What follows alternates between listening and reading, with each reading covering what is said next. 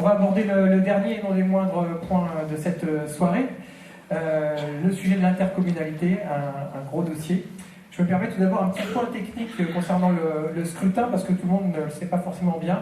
Lorsque vous allez voter, vous allez choisir un seul bulletin de vote, bien sûr, qui mentionne une liste de conseillers municipaux, mais aussi une liste de candidats au mandat de conseillers communautaires, qui siégeront donc à la compa. Vous ne pourrez pas barrer ou rajouter des candidats à la main.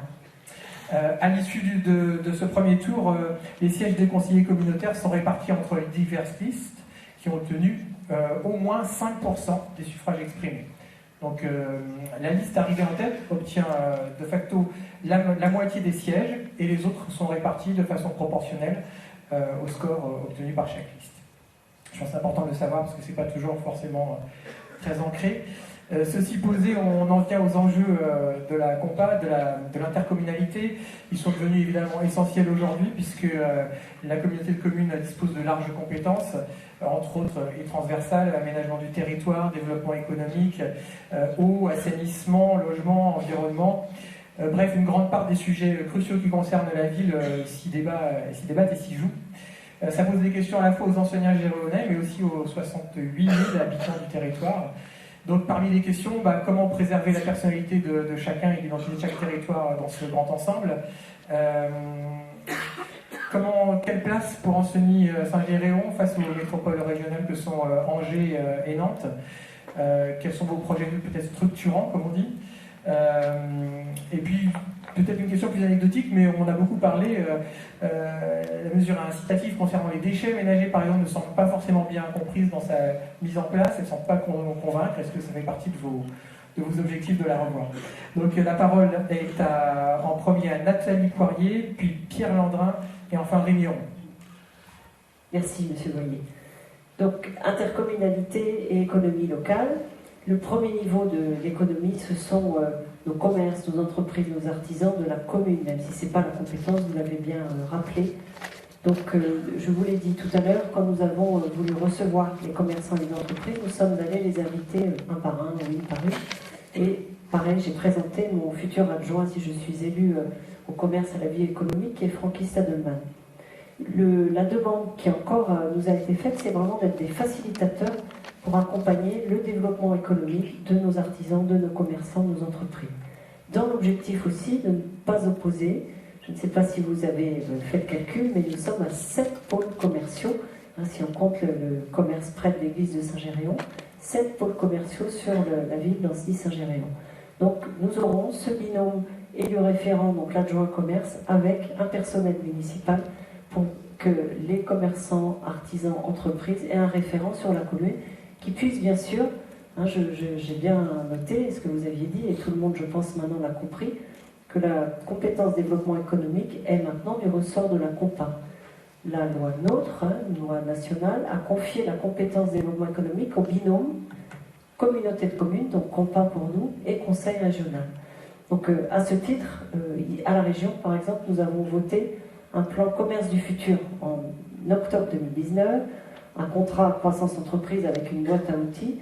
Donc c'est mon rôle aussi, vous voyez, là, comme conseiller régional maire, de pouvoir informer, grâce à l'élu référent de la commune, on restera bien au niveau de la commune pour avoir un interlocuteur, de faire connaître tous ces dispositifs. Quand on a organisé ce café entreprise, j'ai pu donner, nous avons un développeur économique de la région sur le site de l'espace entreprendre.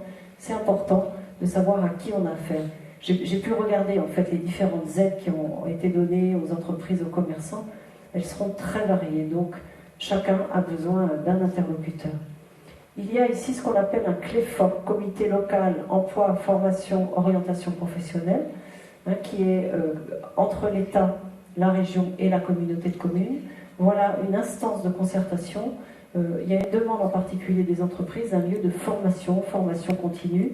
Elles ont chacune des propositions de formation. Elles ont besoin d'un lieu de formation. Voilà les deux communautés de communes et régions avec l'État, avec le partenaire de l'État, mais l'État qui n'a pas toujours des moyens, et ça vous le savez très bien, de mettre en place un nouvel outil de formation sur le pays d'Ancenis. Et nous avons signé également État, région, communauté de communes, le protocole territoire d'industrie, mais je ne veux pas m'étendre davantage. mais vous dire que ma position de conseillère régionale peut vraiment être un atout pour nos entreprises. Le point sur lequel je voulais revenir, qui n'a rien à voir avec l'économie, mais je l'ai évoqué à plusieurs moments de mon propos, c'est vraiment, on attend aussi l'intercommunalité sur le sujet du sport.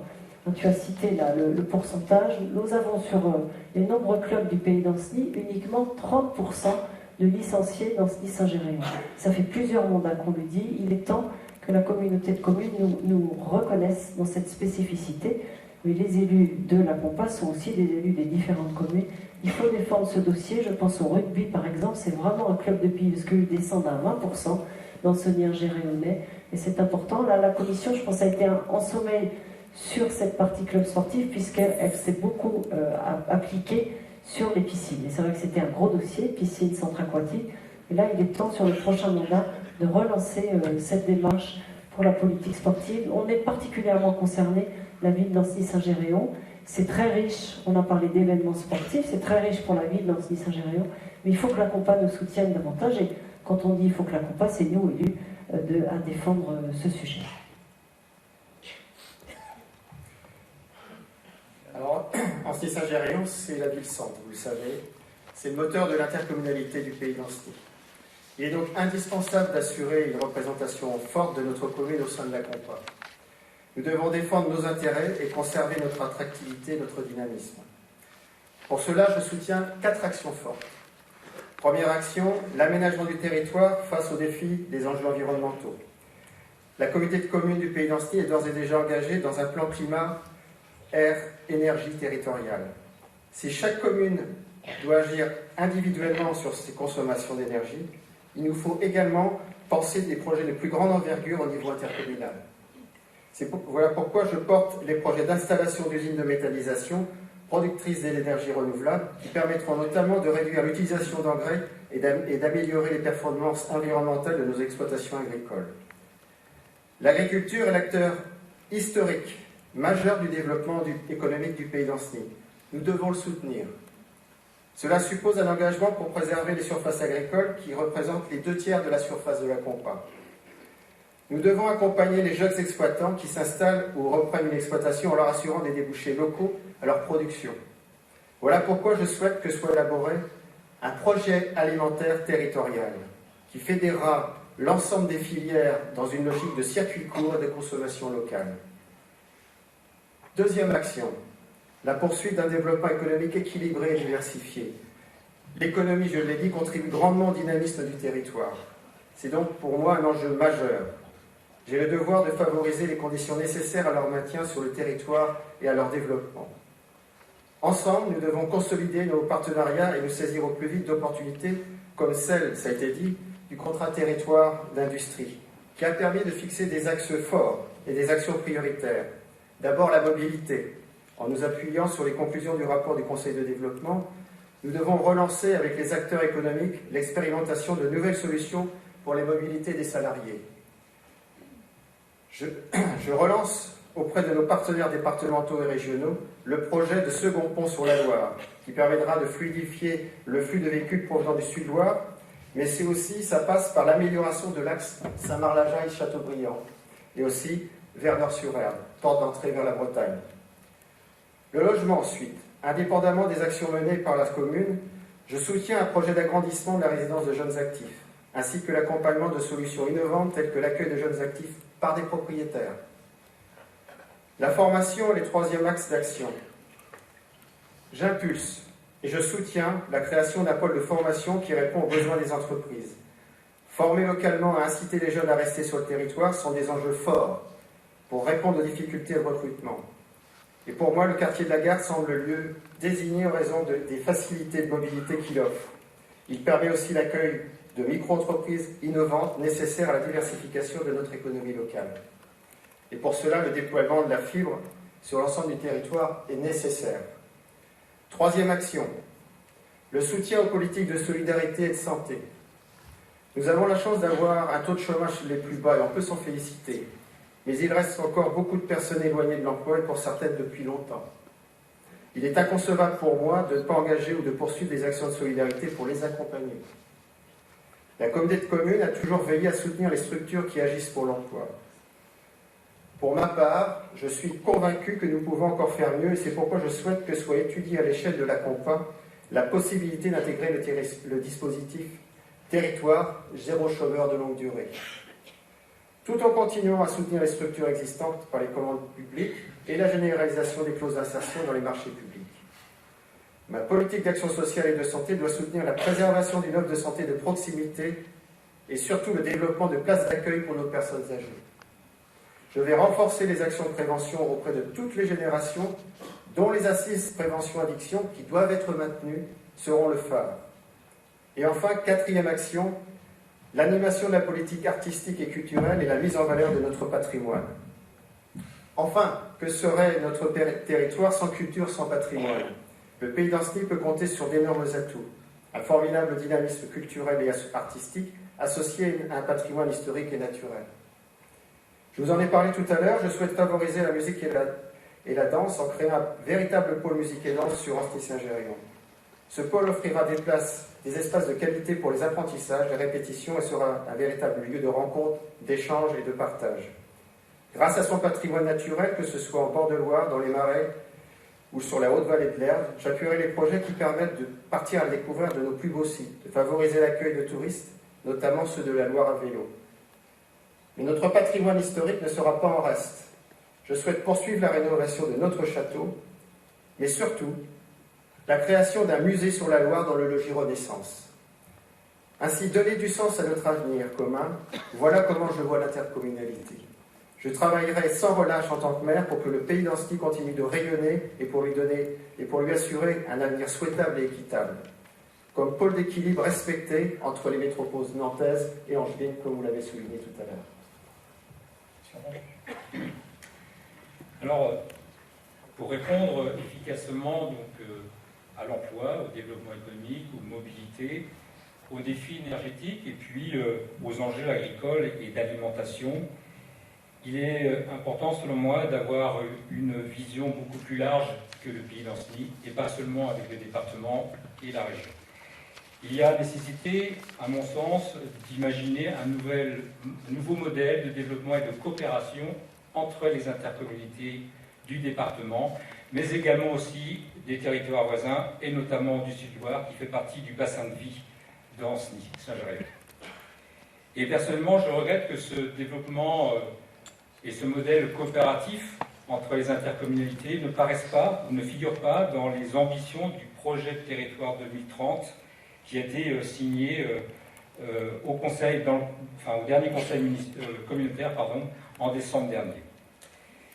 Ce nouvel équilibre n'est possible, bien entendu, si le rôle de la commune d'Ancenis-Saint-Géréon est renforcé. Et c'est la raison pour laquelle j'ai toujours pensé que l'intercommunalité est importante pour le Pays d'Ancenis, et c'est aussi l'avenir de la commune d'Ancenis-Saint-Géréon, et c'est la raison pour laquelle j'ai participé de manière active depuis 2014 aux différentes commissions de la COMPA, que ce soit la commission environnement ou le développement économique.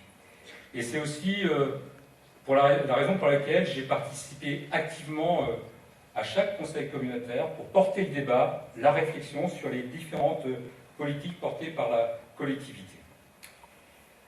Le développement du Pays d'Ancenis ne pourra vivre que s'il est porté fortement, politiquement, sur Ancenis-Saint-Géréon. Et aujourd'hui, je considère qu'il manque un leadership politique sur la COMPA, et Ancenis-Saint-Géréon doit incarner ce leadership politique. Sur la partie économie, grâce au dynamisme des entrepreneurs, le territoire crée de l'emploi, et on ne va pas, et c'est très bien. Sans ces entreprises, le Pays d'Ancenis ne serait pas ce qu'il est aujourd'hui. Mais cette vitalité économique, elle ne peut exister que s'il y a un partenariat fort entre le public et les entreprises. Et pour moi, développer l'activité économique d'un territoire est l'un des enjeux majeurs de l'action politique, et notamment à la COMPA. Mais la politique économique, elle ne se limite pas qu'à l'aménagement des zones économiques ou d'activité, c'est aussi développer l'attractivité du territoire, c'est mettre en réseau les différents acteurs économiques, c'est renforcer les compétences sur le territoire, notamment pour la formation. Et là aussi, nous avons aussi ce projet de centre de formation sur Ancenis, Saint-Géréon, c'est diversifier l'activité économique. Elle doit aussi soutenir l'économie sociale et solidaire, l'agriculture, et à mon sens, la Compa n'a pas été à la hauteur et n'a pas soutenu ces deux activités, et c'est bien dommage.